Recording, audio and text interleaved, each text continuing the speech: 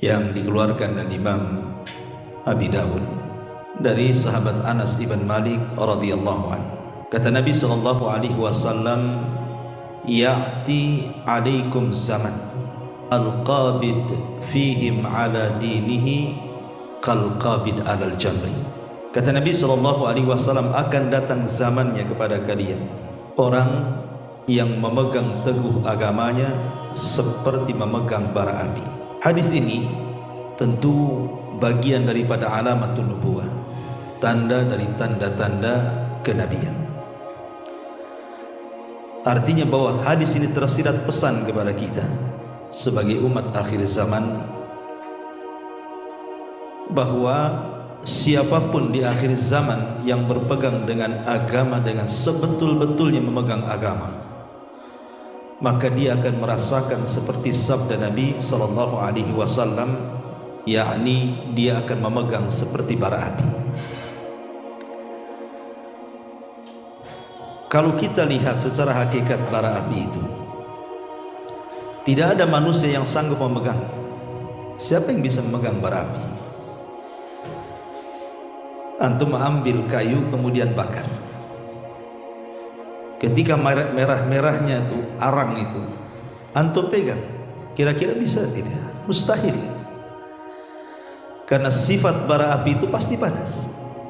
Sifat bara api itu pasti akan sakit dan mungkin juga melepuh tangan kita kalau memegang bara api itu. Tapi tentu maksudnya di sini bahwa nanti umat di akhir zaman itu agama mereka akan digoyang. Ada di antara mereka sampai melepas agamanya, betul-betul dia lepas agamanya. Tapi ada juga yang kemudian mulai malas untuk memegang agamanya, karena tadi kalau dia memegang agamanya maka akan berbagai macam musibah, bala, ujian datang kepadanya sehingga dia makin lemah untuk memegang agamanya. Ma'asyiral muslimin yang dimuliakan Allah Azza wa Jalla, kita lihat di zaman Nabi sallallahu alaihi wasallam, saat Nabi sallallahu alaihi wasallam periode Mekah,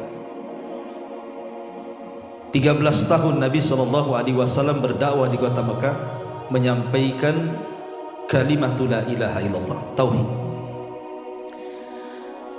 Ketika Nabi sallallahu alaihi wasallam menyampaikan kalimat tauhid, maka Islam yang dibawa Rasul, agama tauhid itu dianggap asing kan? Bahkan mereka mengatakan, aja'alal alihata ilahan wahid inna hadza la syai'un ujab. Apakah engkau akan membawa satu Tuhan saja wahai Muhammad, dan kami harus membuang banyak Tuhan seperti Lata, Uzza, Manat, Khubal dan yang lainnya? Tentu ini agama yang aneh. Artinya bahwa permulaan Islam yang didakwahkan Rasul itu dianggap aneh. Dan Nabi SAW mengisyaratkan bahwa keanehan Islam atau keasingan Islam itu akan terjadi di akhir zaman. Makanya Nabi mengatakan, bada'al Islam ghariba wa sayaudu ghariba kama bada'a fatuba lil ghuraba. Kemunculan Islam di permulaan itu asing dan akan kembali asing, tapi beruntunglah orang-orang yang dianggap asing, kata Rasul. Kita lihat bahwa perjalanan dakwah Nabi sallallahu alaihi wasallam di permulaan dakwahnya, dan juga para sahabat Nabi sallallahu alaihi wasallam yang ikut memeluk agama yang hak kepada Nabi sallallahu alaihi wasallam, maka persis yang disabdakan Nabi sallallahu alaihi wasallam tadi, kal qabid alal jamri, seperti memegang bara api. Sebut saja Suhaib Ar-Rumi, Suhaib Ar-Rumi atau Suhaib ibn Sinan Ar-Rumi radhiyallahu anhu. Ketika dia memeluk Islam, maka dia disiksa habis-habisan oleh orang-orang kafir Quraisy sehingga dipukul depan dan belakangnya sampai hilang ingatan. Suhaib ini hilang ingatan gara-gara hanya memeluk Islam. Diberikan tekanan orang-orang Quraisy supaya menjadi pelajaran bagi yang lainnya, siapa yang memeluk agama Muhammad maka nasibnya sama dengan Suhaib Ar-Rumi. Artinya bahwa lihat tantangan dakwah kala itu, Seorang sahabat Nabi SAW, Suhaib Ar-Rumi, hanya mempertahankan keimanan tapi dipukul sampai hilang ingatan. Walaupun kemudian dengan berjalannya waktu Allah kembalikan ingatan Suhaib Ar-Rumi ini. Tapi lihat bagaimana kondisi saat itu orang yang memeluk Islam. Kemudian juga contoh yang lainnya, Utsman ibn Affan radhiyallahu an. Di permulaan dia masuk Islam, keluarganya tidak terima. Bahkan salah satu paman Utsman ibn Affan ini sampai kemudian mengikat Utsman ibn Affan dengan tikar yang terbuat dari anyaman pelepah kurma, semacam dibungkus kemudian diikat. Kemudian kakinya diikat di atas pohon, kemudian kepalanya di bawah kayak digantung. Kemudian pamannya membakar kayu bakar, bukan untuk membakar Utsman, tidak, tetapi pembakaran itu dekat dengan Utsman digantung. Jadi apabila apinya kemudian padam, apa yang terjadi? Keluar asap. Asap itulah yang sengaja kemudian terhempas angin dan terkena wajah Utsman ibn Affan radhiyallahu anhu. Anda bisa bayangkan kalau ada orang di depan perapian kemudian ada angin dan asapnya mengarah ke kita, pengap kita dibuatnya, tidak bisa bernafas, boleh jadi sakit mata, sakit hidung dan begitu seterusnya. Lah Utsman itu berjam-jam diberikan asap seperti itu. Kita bisa bayangkan betapa tersiksanya Utsman kala itu. Tetapi Utsman ibn Affan tidak bergeming dari keimanannya sampai akhirnya kemudian dilepaskan oleh pamannya. Makanya kemudian Utsman pun berinisiatif untuk hijrah dari Mekah, bahkan memimpin hijrah pertama ke Habasyah karena sudah tidak tahan berada di Mekah. Itu contoh bagaimana Islam ditekan di masa itu. Atau contoh yang lainnya, Mus'ab ibn Umair radhiyallahu anhu. Mus'ab ibn Umair ini kalau boleh dikata idolanya anak-anak muda hari ini. Selain daripada Mus'ab ini orangnya tampan, begitu digambarkan, kemudian kulitnya terawat, kemudian pakaiannya megah-megah, kemudian orang tuanya bangsawan, apa yang diinginkan dia semua dipenuhi oleh orang tuanya, dari kendaraan, pakaian, wewangian. Bahkan gadis-gadis di zaman itu mereka sangat berharap ingin menikah dengan Mus'ab ibn Umair, saking tampannya. Tapi Mus'ab ibn Umair dia orang cerdas. Kemudian belakangan dia masuk Islam, bersahadat di hadapan Nabi SAW. Ngamuk keluarganya. Akhirnya kemudian orang tuanya membuat jeruji penjara dalam rumahnya. Kemudian Mus'ab pun dipenjara dan tidak boleh keluar sampai beberapa waktu lama. Akhirnya kemudian Mus'ab bin Umair berhasil keluar dari rumahnya, kemudian bergabung dengan kaum muslimin. Makanya Nabi SAW juga karena melihat kecerdasannya, dia pula yang diutus oleh Rasul untuk berdakwah pertama kali kemana? Ke kota Madinah. Tapi yang ingin saya jelaskan adalah banyak para sahabat Nabi SAW yang mereka tidak tahan melihat Mus'ab. Kenapa? Karena Mus'ab yang mereka lihat hari ini berbeda dengan Mus'ab yang mereka lihat saat berada di atas kekufuran, di mana semua hajatnya dibutuhkan, semua dikasih orang tuanya. Tapi sekarang Mus'ab bukan lagi orang kaya, bahkan kulitnya sudah tidak seindah dulu, sampai dijelaskan dalam sejarah itu sampai keluar sisik seperti sisik ikan karena sudah tidak terawat lagi. Sehingga banyak para sahabat yang tidak sanggup memandang Mus'ab kecuali dengan menunduk dan menangis. Begitulah tekanan supaya Mus'ab kembali kepada kekufuran, tapi dia memiliki agama yang kokoh dan kuat sehingga dia tidak bergeming dengan sebuah kekayaan. Ini sederetan orang-orang merdeka. Dan kalau kita ceritakan betapa banyak para sahabat Nabi SAW yang mendapatkan intimidasi dan tekanan dari orang-orang Quraisy. Kita lihat para budak lebih parah lagi. Sebut saja Bilal ibn Rabah radhiyallahu anhu, punya majikan namanya Umayyah ibn Khalaf. Umayyah ibn Khalaf ini orang bengis, ikhwan, orang jahat ya. Jadi ketika Bilal ibn Rabah masuk ke dalam Islam, disiksa habis-habisan, sampai satu hari diikat kemudian lehernya, kemudian anak-anak kecil menggeretnya layaknya binatang. Bahkan satu hari dia diikat di pohon kurma, kemudian dicambuk dan tidak berhenti yang menyambuk kecuali kecapean. Sampai satu hari dia dibawa ke padang pasir, kemudian ditimpakan batu yang sangat besar di tengah-tengah terik matahari, sampai Bilal hanya mengatakan ahadul ahad, ahadul ahad. Tapi Bilal tidak pernah menanggalkan keislamannya. Sampai satu hari Abu Bakar radhiyallahu anhu melihat, kasihan dia datang kepada Umayyah ibn Khalaf, menawar berapa harga Bilal, asal kau bebaskan dia aku bayar, katanya. Subhanallah, Umayyah ibn Khalaf pun kemudian meminta bayaran yang sangat tinggi. Dalam riwayat 5 qirat, dalam riwayat 7 qirat emas. Itu bukan harta sedikit. Kalau seandainya membeli budak yang lain mungkin boleh bisa puluhan budak dia beli dengan harga segitu. Tapi demi membebaskan Bilal ibn Rabah, walaupun Abu Bakar harus mengeluarkan uang yang sangat besar, tetap ia lakukan. Akhirnya Bilal pun bebas. Makanya Umar bin Khattab radhiyallahu mengatakan, Abu Bakrin sayyidun a'taqa sayyidan.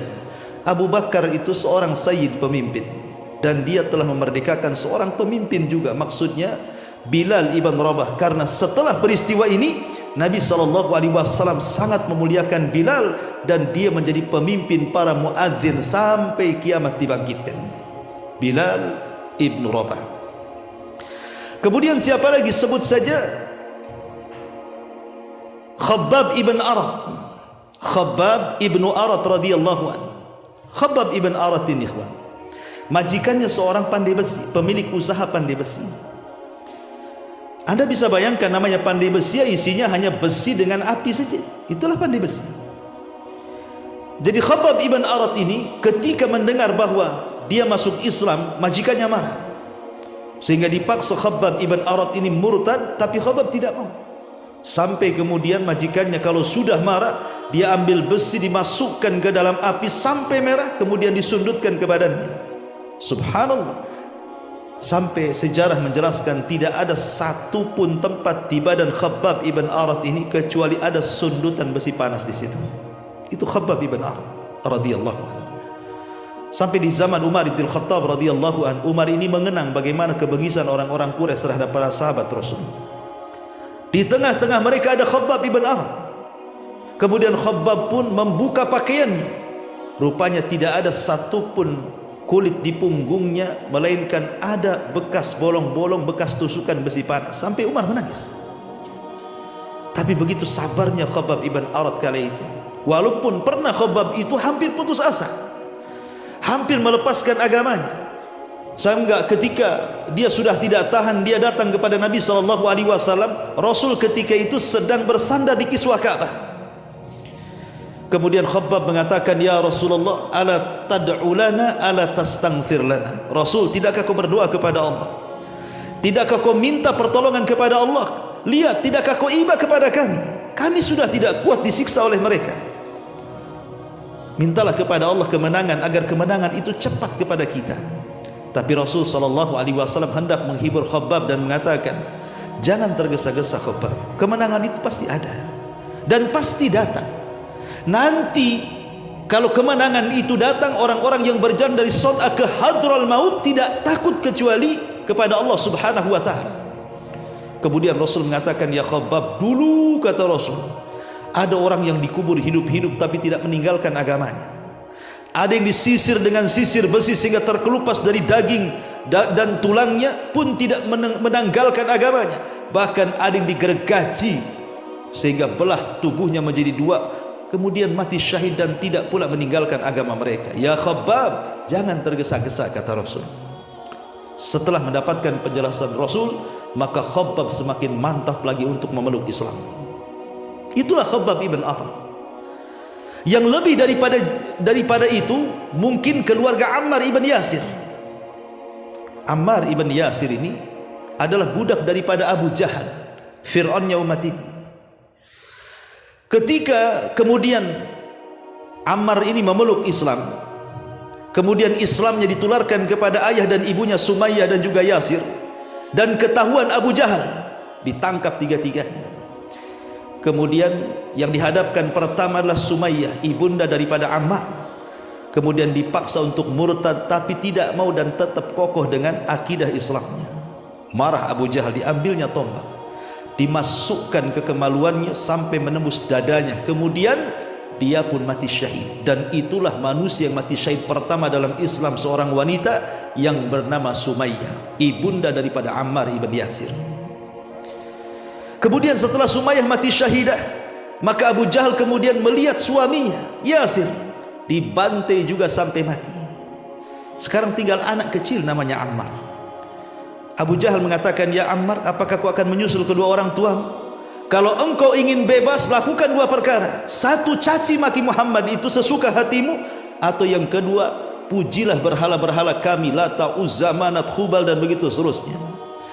Pada awalnya Ammar ibn Yasir tak mau, tapi karena dia sudah tidak tahan dengan siksaan Abu Jahal, terpaksa pula dia akhirnya menuruti perkataan Abu Jahal. Sebagaimana janji Abu Jahal, kalau dia mau mencaci maki Rasul atau memuji-muji berhala-berhalanya akan dibebaskan. Setelah kemudian itu dilakukan, Abu Jahal pun membebaskan Ammar ibn Yasir ini. Dengan sedih hati dan menangis, Ammar ini datang kepada Nabi SAW menceritakan. Tetapi Nabi SAW mengatakan, ya Ammar, kalau mereka menyuruh engkau untuk mencaci maki diriku, tambahlah cacian itu. Karena ketika itu turun surah An-Nahl, illa man ukriha wa qalbuhu mutmainnun bil iman. Tidak mengapa orang mengeluarkan kata-kata kufur kalau dalam kondisi terpaksa dan dipaksa, tapi hatinya penuh dengan keimanan. Tapi lihat bagaimana keluarga Ammar ibn Yasir, ini keluarga pertama yang mati syahid, ikhwan. Ini bagian kecil, belum lagi budak-budak wanita seperti An-Nahdiyah, kemudian Zunairah, dan banyak lagi. Kalau kita membuka sejarah orang-orang yang disiksa orang-orang Quraisy ini, luar biasa, teramat sangat banyak. Karena hampir secara keseluruhan para sahabat-sahabat, terutama yang lemah-lemah, maka mereka tidak lepas daripada tekanan ataupun intimidasi, bahkan sampai adab fisik dari orang-orang kafir kepada mereka. Dan ini tidak heran, sebelum mereka sudah ada. Lihat Ashabul Ukhdud yang disebutkan dalam surah Al-Buruj, wa ma naqamu minhum illa an yu'minu billahil azizil hamid. Tidaklah mereka diazab oleh musuh-musuhnya kecuali hanya mengucapkan kalimat Rabbunallah, Rabb kami Allah. Lah dari sini kita tahu bahwa itulah kondisi Islam di permulaan. Banyak tekanan, banyak intimidasi, bahkan sampai kepada penyiksaan, bukan hanya ideologi, sampai kepada fisik. Lah Nabi SAW mengatakan di hadis yang tadi saya sebut di awal, bahwa kondisi Islam itu akan seperti itu di akhir zaman. Bagaimana dulu para sahabat Rasul memegang Islam itu kan seperti memegang bara api, kan begitu. Kalau mereka pegang dengan betul-betul memegang, lihat akibatnya, disiksa. Makanya banyak para sahabat yang kemudian hijrah ke Habasyah 2 kali. Dan ketika kemudian diizinkan hijrah ke Madinah, semua sahabat hijrah ke Madinah. Kenapa? Karena mereka ingin menghindari permusuhan-permusuhan yang sengit yang dilancarkan orang-orang Quraisy kepada para sahabat Nabi SAW. Lah Rasul ingin menghabarkan ini kepada umat akhir zaman, kepada kita, bahwa umat Islam di akhir zaman sama. Ketika mereka berpegang dengan teguh agamanya, dengan betul-betul berpegang, maka mereka layaknya seperti megang bara api. Semakin dipegang, maka ujian akan bertubi-tubi menimpa dia. Makanya kenapa Nabi SAW sampai mengatakan, di akhir zaman itu ada yusbihu mu'minan wa yumsi kafirah, wa yumsi mu'minan wa yusbihu kafirah. Ada orang di pagi hari dia beriman, malamnya pula kufur. Ada orang yang malamnya beriman, paginya pula kufur. Kenapa? Yabi'una dinahum bi'aradin minad dunya. Karena mereka menjual agamanya dengan dunia yang sangat hina sekali.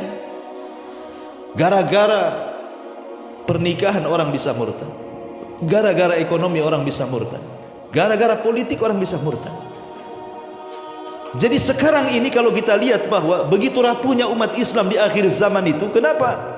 Karena tadi Nabi SAW menghabarkan banyak kabar kepada kita bahwa umat Islam semakin jauh dari Nabi SAW itu bukan semakin kuat, tapi semakin lemah. Satu hadis Nabi SAW yang dikeluarkan Imam Tirmidzi dari sahabat Thauban kalau tidak salah. Maula Nabi sallallahu alaihi wasallam. Kata Nabi sallallahu alaihi wasallam, yushiku an tadaa alaikum kama tatada'a al-akalatu ila qas'atiha. Hampir-hampir kalian dikepung oleh musuh-musuh kalian seperti orang lapar yang mengerubungi satu nampan yang penuh dengan makanan. Sahabat bertanya kepada Nabi sallallahu alaihi wasallam, ya Rasulullah, amin killatin nahnu yauma idzin. Rasul, apakah memang jumlah kami sedikit kala itu sehingga musuh-musuh kita mengepung kita dari berbagai macam arah? Kata Nabi sallallahu alaihi wasallam, bal antum yauma idzin katsirun. Bahkan kalian pada hari itu mayoritas, bukan minoritas. Tapi kenapa kemudian yang mayoritas dikepung pula oleh orang-orang yang minoritas? Harusnya secara logika yang mayoritas itulah yang mengepung minoritas. Tapi di akhir zaman terbalik, justru yang mayoritas dikepung minoritas. Kemudian Nabi SAW menggambarkan bagaimana bisa terjadi, karena kondisi kalian, kata Rasul, kagutha'is sail, seperti buih yang ada di lautan. Lihat buih itu, walaupun banyak tidak ada gunanya. Kemudian Nabi SAW menjelaskan lagi, kata Nabi SAW, wala yanzi'anna fi qulubi aduwikumul mahabata minkum. Allah akan cabut perasaan takut musuh-musuh kalian kepada kalian. Allah akan cabut perasaan takut musuh-musuh kalian kepada kalian. Wala yaqdhifannallah fi sudurikumul wahn. Tetapi Allah akan tanamkan pada hati-hati kalian penyakit al-wahn. Wahn itu bahasa Arab, bahasa kitanya lemah, kelemahan. Kenapa bisa lemah? Kemudian Rasul memberikan alasan, karena kalian hubbud dunya wa karahiyatul maut. Terlampau cinta dengan dunia yang berakibat dengan takut akan kematian. Disitulah kelemahan kalian. Lemah dengan dua perkara ini menjadi lemah agama kalian, iman kalian lemah, kata Rasul. Dulu ikhwan, dulu di zaman Nabi SAW, kenapa Islam selalu menang dalam setiap peperangan? Karena di mata para sahabat Nabi SAW, ketika mereka sudah keluar berjihad, kalau bisa mereka tidak pulang lagi, alias mati syahid. Itulah kunci kemenangan yang dikatakan Khalid ibn Walid ketika berdialog dengan orang-orang Romawi. Apa kata Khalid? Nahnu qaumun nuhibbul mauta kama tuhibbul haya. Kami ini sebuah kaum yang cinta dengan kematian sebagaimana kalian cinta dengan kehidupan. Kalau ada sebuah pasukan, niat mereka ingin mati dan tidak ingin hidup, niat mereka ingin masuk ke dalam jihad dan tidak ingin kembali, siapa yang akan melawan orang-orang yang siap mati? Tidak ada yang bisa melawan. Orang ini siap mati semua. Sementara orang-orang kafir itu tidak siap dengan kematian. Mereka ingin hidup. Makanya dalam setiap peperangan di zaman itu hampir tidak terkalahkan. Tidak terkalahkan kaum muslimin apabila perang. Kenapa? Karena jiwa raga mereka sudah diserahkan kepada Allah. Mereka sudah cinta dengan syahid dan kematian. Karena di saat itu kecintaan dunia tidak ada. Yang ada kecintaan kepada akhirat. Dan takut mati tidak ada, yang ada ingin mati. Ketika hati mereka terpaut dengan akhirat, sehingga mereka ingin mati syahid dan ingin cepat kembali menghadap Allah Subhanahu wa taala, itulah modal yang paling besar kemenangan Islam di zaman itu. Makanya kemudian Islam itu tidak pernah lemah di zaman itu, kuat. Kenapa? Karena dua perkara ini tidak ada, cinta dunia dan takut mati. Tapi Nabi SAW mengatakan umat di akhir zaman akan berhadapan dengan musuh yang sudah tidak punya rasa takut dengan kalian. Jadi musuh-musuh Islam itu sudah enggak takut dengan umat Islam lagi. Kenapa?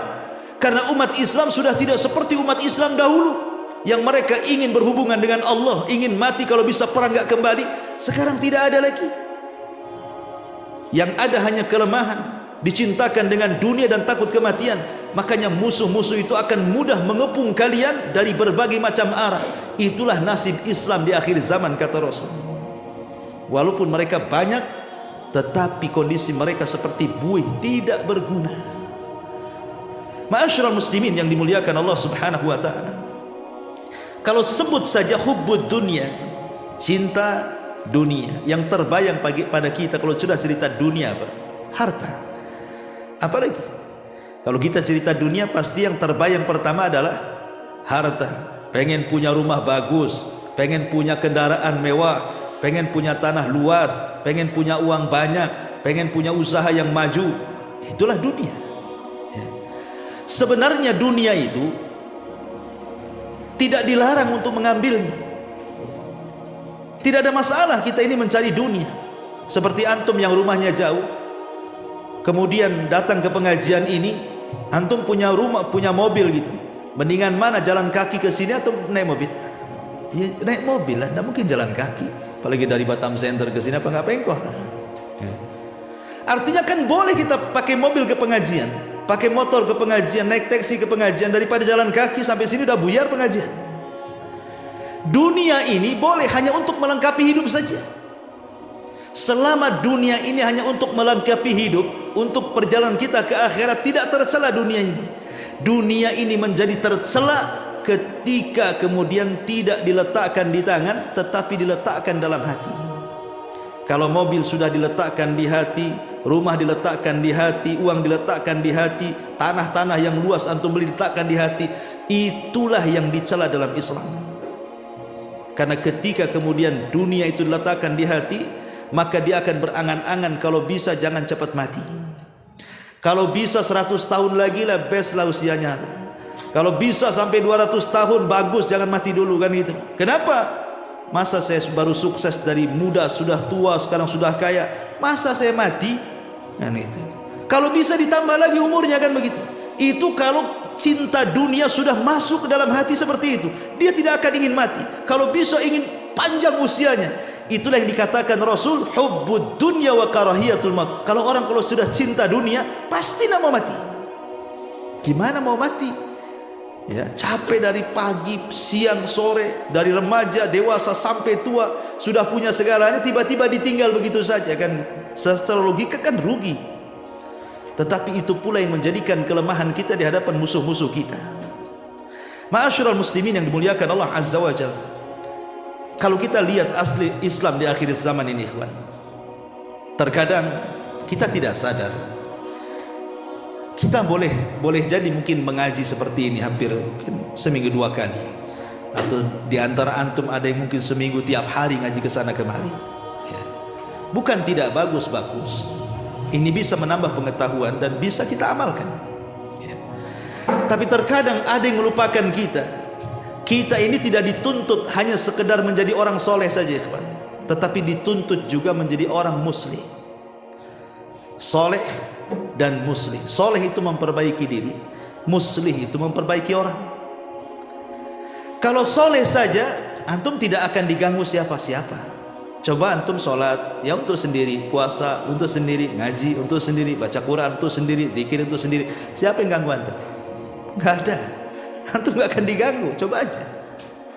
Tapi kalau antum sudah mulai muslih, menasihati orang, tetangga tak solat antum tegur, kenapa kau tak solat? Tetangga mabuk antum tegur, ketika tetangga menyelisih sunnah antum tegur, ketika tetangga melakukan kesyirikan antum nasihati. Di situ muncul permusuhan. Kalau kita solat dalam rumah, puasa dalam rumah sendirian, nggak ada yang ganggu. Tapi ketika kita sudah menjadi muslih, berusaha memperbaiki orang, disinilah gangguan-gangguan akan terjadi. Disitulah perlu kesabaran, seperti kita memegang bara api. Tapi kita harus lakukan. Tidak mungkin ada kemungkaran depan mata kita diamkan. Pasti kita ingkari lah, kan gitu. Masalahnya ikhwatu fiddin muliakan Allah Azza wa Jalla, musuh-musuh Islam ini teramat sangat kuat, terutama di zaman akhir seperti ini. Karena hampir semua bidang yang harusnya umat Islam miliki sudah diambil sepenuhnya oleh musuh-musuh kita. Apa itu? Kalau boleh 3 atau 4 bidang coba. Pertama, perpolitikan, atau disebut dalam bahasa Arabnya as-siyasah. Kemudian yang kedua, ekonomi, atau dalam bahasa Arab disebut al-iqtisadiyah. Kemudian yang ketiga, budaya. Ya. Kemudian yang keempat, dunia kemiliteran. Ini 4 perkara ini kalau sudah dipegang oleh musuh, habis kita. Kita rinci sedikit. Pertama, perpolitikan. Sekarang dunia Islam, negara Islam atau negara yang mayoritas Islam, acuan politiknya kemana? Apakah ke Islam atau ke Barat? Ke Barat. Sistem pemilihan kepemimpinan di negara-negara Islam, mau tidak mau sekarang harus mengikut ke Barat kan? Karena sudah menggunakan sistem demokrasi kan? Ya. Dan mereka menganggap itu sistem yang paling baik. Padahal tidak ada yang lebih baik melebihi hukum Allah Subhanahu wa taala. Tapi sistem itu sudah berlaku di negara kita, bahkan di negara manapun. Seolah-olah sistem Barat lebih baik dibandingkan sistem Islam. Ya. Yang kedua, al-iqtisadiyah, ekonomi. Siapa yang pegang ekonomi sekarang? Umat Islam? Tidak juga. Padahal siapapun yang memegang ekonomi, dia bisa menentukan harga. Kalau orang megang ekonomi, dia bisa menentukan harga, artinya bisa mengatur pasar. Kalau sebuah negara kuat ekonominya, dia bisa mengatur negara-negara lemah kan? Dengan memberikan bantuan, memberikan macam-macam, dengan syarat mereka harus tunduk dan patuh kepada negara yang membantunya. Dan itu sudah terjadi. Ketika ekonomi kita lemah, dicengkram ekonomi yang kuat dari orang-orang kafir, maka kita seperti apa? Ya aturan-aturan main ikut mereka masalahnya. Kemudian budaya dibesar-besarkan, walaupun budaya itu jelas ada unsur kesyirikannya, ada unsur maksiatnya, dibiarkan. Harusnya itu kan ditata dengan rapi. Mana budaya-budaya yang sesuai dengan Islam, mana budaya-budaya yang tidak sesuai dengan Islam, harusnya kan dipilah-pilah tuh. Tapi tidak diangkat tinggi-tinggi. Walaupun dalam budaya itu ada kesyirikan, ada bid'ah, ada maksiat dan macam-macam. Kemudian dunia kemiliteran. Dulu Barat itu di masa kegelapan, mereka belajar kepada umat Islam yang ada di Andalusia. Mereka belajar kepada umat Islam yang ada di Turki Utsmani. Mereka belajar kepada umat Islam yang ada di Baghdad.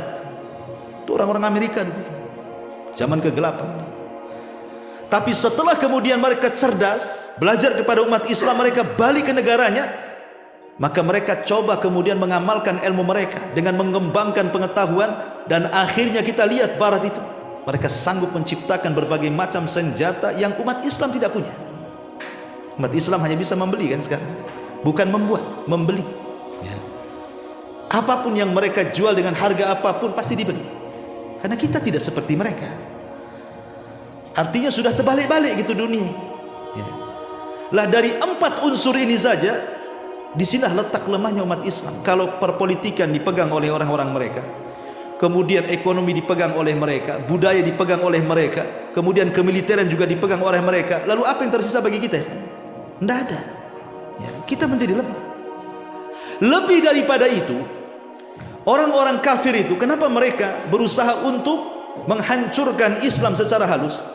Tadi saya katakan, kalau mau perang dengan umat Islam, boleh jadi mereka akan menemukan umat Islam itu umat yang berani mati, yang kalau dia tidak ingin kembali, dan itu sukar untuk dilawan, sehingga mereka kemudian menghancurkan Islam secara halus. Dengan cara apa? Satu, ifsadul akhlak. Bagaimana merusak akhlak Islam ini, bagaimana dirusak akhlaknya? Coba bayangkan, dirusak akhlaknya. Kalau orang-orang Yahudi ataupun Nasrani, kita katakan sudah lama rusak akhlaknya. Kenapa? Karena kitab-kitab rujukan mereka, Taurat dan Injil, memang sudah dirubah oleh tangan-tangan mereka. Sudah bukan firman Allah lagi, bahkan sudah tercampur dengan firman-firman manusia kan, ucapan-ucapan manusia, sudah tidak asli lagi. Sehingga akhlaknya Yahudi Nasrani itu sudah lama kacau, karena kitab rujukannya pun sudah tidak asli lagi, sudah tidak lagi, keotentikannya sudah nggak ada gitu ya. Tapi umat Islam ini, Al-Quran masih tetap dijaga oleh Allah Subhanahu wa ta'ala sebagaimana turunnya sampai hari ini, tidak ada perubahan, sehingga masih bisa dijadikan acuan. Sehingga kemudian orang-orang di luar daripada Islam itu berusaha apa? Menjauhkan umat Islam dari Islam, walaupun mereka tidak meninggalkan Islam. Tujuan mereka itu, sebagian mereka tidak apa-apa, umat Islam tidak harus jadi Yahudi, tidak harus jadi Nasrani, tidak harus jadi agama-agama yang lain, tidak perlu, biarkan mereka di atas keislamannya, tapi rusak akhlaknya, dirusak mulai akhlaknya ya. Islam gitu ya, tapi mabok gitu ya. Islam banyak duitnya tapi tak zakat. Islam banyak duitnya, dia maulah jalan ke sana sini ke negeri-negeri mana tapi tak mau pula naik haji dia. Ya. Islam ya, tapi bertato di mana-mana. Biarkan mereka Islam. Ya. Yang penting Islam tapi akhlaknya dihilangkan. Kemudian yang kedua, takhtitul fikri. Mereka mulai menghancurkan keyakinan. Jadi bagaimana umat Islam itu dihancurkan keyakinan kepada agamanya sendiri, sehingga mereka dijauhkan mempelajari siapa Tuhannya, siapa nabinya, apa agamanya. Yang penting Islam tertulis di KTP saja. Bahasanya Islam KTP cukuplah kan. Kemudian tentu ketika mereka hendak menghancurkan sesuatu, mereka akan menawarkan yang lain. Ketika akidah umat Islam sudah mulai roboh, maka datanglah penawaran dari mereka. Ini ajaran bagus, liberalisme, mau tidak? Ini ajaran bagus, sekularisme, mau tidak? Ini ajaran bagus, apa? Ajaran PKI dan yang lain, mau tidak? Ditawarkan tuh. Ketika kemudian akidah yang sahih roboh, mereka menawarkan kemudian kebebasan-kebebasan dibungkus dengan ucapan-ucapan yang indah. Mulailah satu demi satu tertariklah umat Islam ini. Jadilah dia liberal, jadilah dia sekuler, jadilah dia ateis, jadilah dari macam-macam ikhwatu fiddin dimuliakan Allah Subhanahu wa taala. Dan anehnya setiap pengikut kesesatan ada saja pengikutnya. Ada satu dua jadilah. Orang aku nabi saja jadi ada pengikutnya satu dua. Orang aku Imam Mahdi saja ada pengikutnya. Bahkan orang aku Tuhan lo ada pengikutnya. Kata orang Arab itu likul lisakitin lakit, kata setiap barang jatuh ada aja yang ngambil. Ya, artinya setiap yang menyebarkan kesesatan itu ada aja pengikutnya. Kenapa? Karena akidah umat Islam sudah luntur. Kemudian penawaran-penawaran dari luar itu terlalu banyak pemahaman yang jauh dibandingkan pemahaman Islam. Nah, itu mulai dihancurkan untuk keyakinan. Kemudian yang ketiga, mulai idhamus syahsiyah. Kalau sudah mereka akhlaknya hancur, kemudian keyakinannya hancur, maka mereka akan berusaha untuk menghapus identitas kaum muslimin. Mulai dari nama orang, kalau bisa jangan nama Islam. Ya, namamu siapa? Abdurrahman, ganti Jack. Jack. Itu siapa gitu ya. Namamu siapa? Abdul Aziz, ganti Michael gitu ya. Namamu siapa? Pokoknya mulai dari nama itu dirubah tuh, dibuat kayak nama-nama mereka. Kemudian setelah nama, mulai dari penampilan pakaian, mulai mereka membuka aurat gitu ya. Mulai mereka kemudian menampakkan pakaian-pakaian ala kafir. Nah, mulai itu persis seperti sabda Nabi SAW, la tattabi'anna sanana man kana qablakum shibran bi shibrin wa dhira'an bi dhira'in hatta law dakhalu juhra dhabbin la dakhaltum. Kalian akan mengikuti tata cara umat sebelum kalian, maksudnya Yahudi dan Nasrani. Awalnya sejengkal, kemudian sehasta, kemudian sedepak, kemudian bisa saja sekilo tuh. Sampai kalau seandainya ada lubang biawak yang berliku-liku dalam tanah itu, kalian pasti akan ikut di belakangnya, kata Rasul. Dan itu sudah terjadi. Dimulai identitasnya dihilangkan kan? Mulai identitas nama, identitas pakaian, pendidikan, cara berpikir. Dan kalau seperti itu lasnya apa ikhwan? Al-wala, pasti akan meletakkan loyalitas kepada orang kafir. Ujungnya ke satu titik. Kalau sudah akhlaknya rusak, keyakinannya rusak, identitas Islam hilang, maka yang tersisa apa? Al-wala bil kufar. Pasti akan menanamkan loyalitas kepada orang kafir. Kalau sudah begitu hancur Islam. Ya. Lah inilah kondisi-kondisi di akhir zaman seperti ini yang disabdakan Nabi SAW. Kalau kita tidak sabar, terus mempelajari agama yang benar sesuai dengan Al-Quran dan Sunnah ala fahmi salaful ummah ini, maka kita akan habis terus. Maka tanamkan pada anak-anak kita ini akidah yang benar. Karena tantangan dakwah anak-anak kita ke depan berbeda dengan tantangan dakwah hari ini yang kita hadapi. Tentu akan lebih dahsyat lagi kan begitu. Karena Rasul yang mengatakan sayati alaikum zaman walladzi ba'dahu syarrun minhu. Akan datang zamannya di mana setelahnya jauh lebih buruk daripada sebelumnya.